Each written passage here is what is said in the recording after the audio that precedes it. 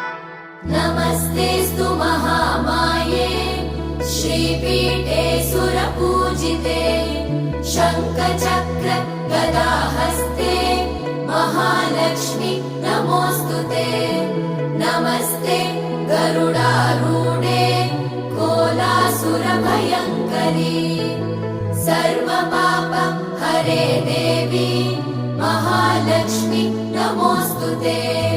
महादेव्यै च विद्महे विष्णुपत्नी च धीमहि तन्नो लक्ष्मी प्रचोदयात्।